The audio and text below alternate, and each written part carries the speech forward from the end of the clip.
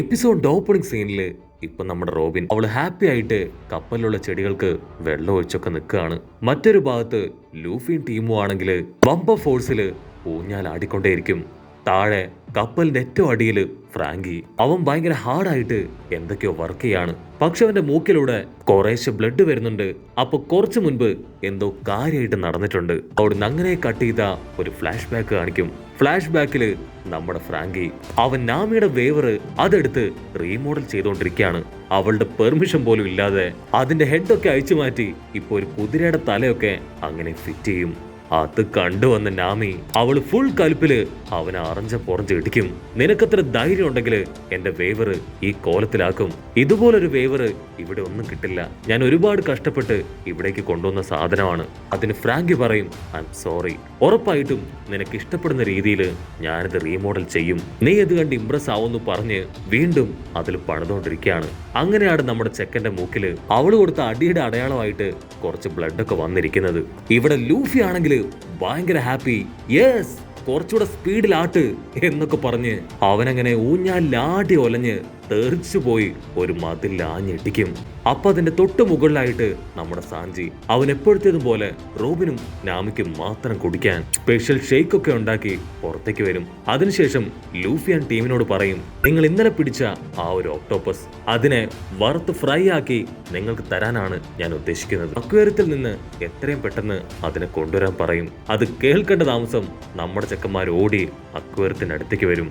അതാണെങ്കിൽ ഒരു കുഞ്ഞ് ഓക്ടോപ്പസ് ആണ്. ചോപ്പർ കൈയും തലയൊക്കെ ഇട്ടിട്ടും അതിനെ പിടിക്കാൻ കഴിയില്ല. ഉടനെ ലൂഫി പറയും, കുഴപ്പമില്ല, ഇതിനെ സിമ്പിളായിട്ട് ഞാൻ പിടിക്കാന്ന് പറഞ്ഞ് കൈ അങ്ങനെ നീട്ടും. ഇത് കണ്ട ഉസോപ്പ് അവന്റെ കൈ പിടിക്കും. നീ ഒരു കാരണവശാലും ഇത് ചെയ്യാൻ പാടില്ല. നിനക്ക് ഡെവിൾ ഫ്രൂട്ടിന്റെ പവർ ഉണ്ട്.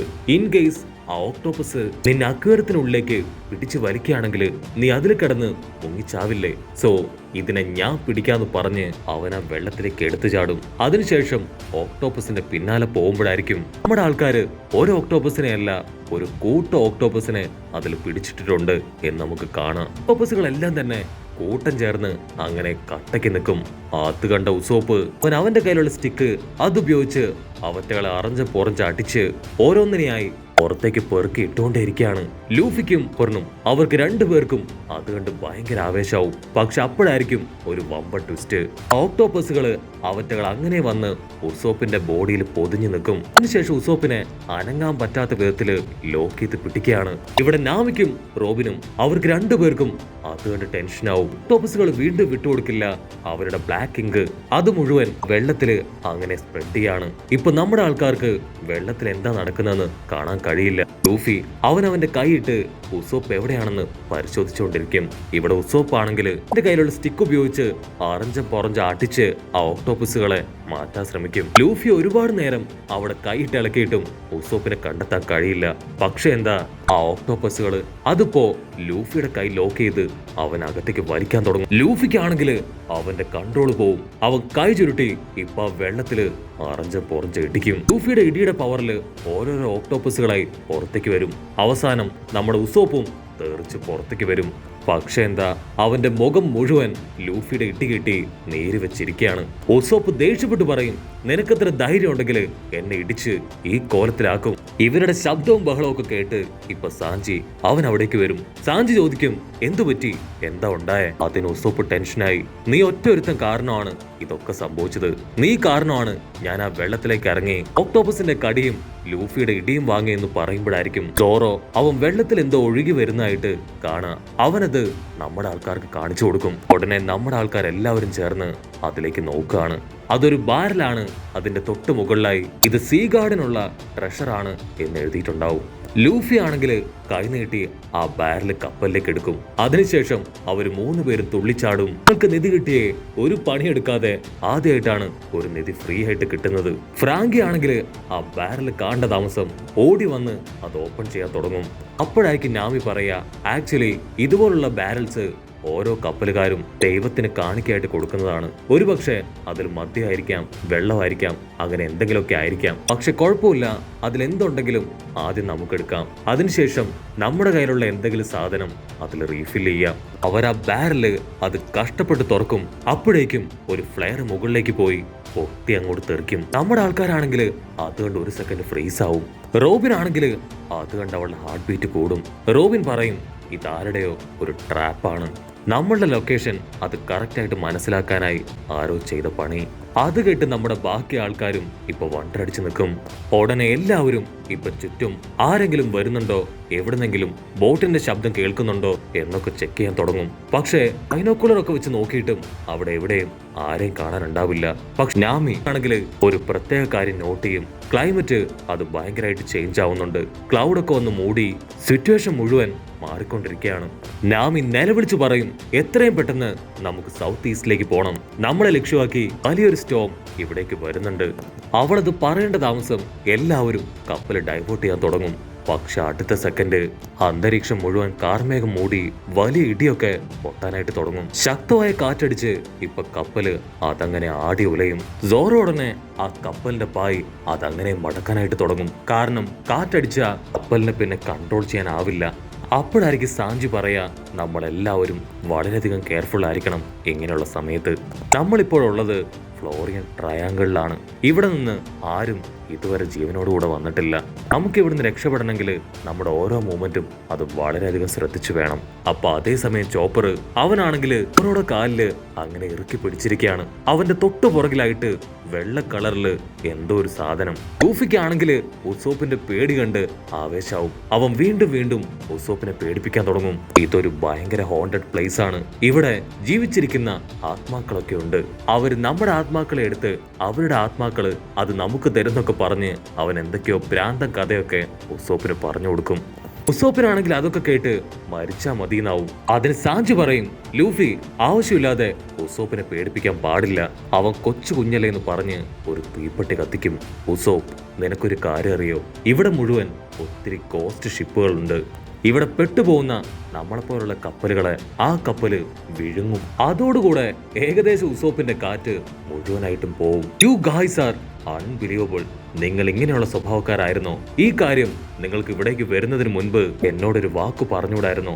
അങ്ങനെയാണെങ്കിൽ ആന്റി ഈവിൾസ് തിങ്സ് ഞാൻ എന്റെ ബോഡിയിൽ ഒരുപാട് വാങ്ങി നിറച്ചേനെ. അത് കേൾക്കേണ്ട താമസം ചോപ്പർ അവൻ സോറോയുടെ ദേഹത്തു നിന്ന് വിട്ട് ഉസോപ്പിന്റെ ബോഡിയിലേക്ക് എടുത്തു ചാടും. അപ്പൊ അതേസമയം ലോങ് ഷോട്ടിലായിട്ട് ഒരു കപ്പല് മുഴുവൻ തകർന്ന് തരിപ്പണമായി വലിയ ശബ്ദത്തില് നമ്മുടെ ആൾക്കാരുടെ കപ്പലിനടുത്തേക്ക് അങ്ങനെ അടുക്കുകയാണ്.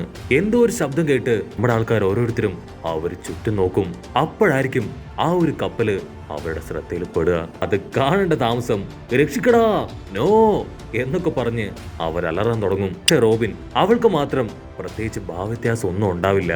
ആ കപ്പലാണെങ്കിൽ ഇപ്പൊ എന്തോ മൂളിപ്പാട്ടൊക്കെ പാടി നമ്മുടെ ആൾക്കാരുടെ കപ്പലിന് മുൻപിലൂടെ അങ്ങനെ സിമ്പിളായിട്ട് കടന്നു പോവും. നമ്മുടെ ആൾക്കാരുടെ ഹാർട്ട് ബീറ്റ് കൂടി അങ്ങനെ പേടിച്ച് വരച്ച് ആ കപ്പലിനെ നോക്കുകയാണ്. പക്ഷെ ആ കപ്പലിലാണെങ്കിൽ യൂഷ്വൽ ആയിട്ട് ഒന്നും സംഭവിക്കില്ല. അതങ്ങനെ സിമ്പിളായിട്ട് അവരുടെ മുൻപിലൂടെ കടന്നു പോവും. ഉടനെ നമ്മുടെ ആൾക്കാര് ആ കപ്പലിന്റെ നടുഭാഗത്തായി സ്കെൽറ്റൻ അവരെ നോക്കിയിരിക്കുന്നതായിട്ട് കാണും.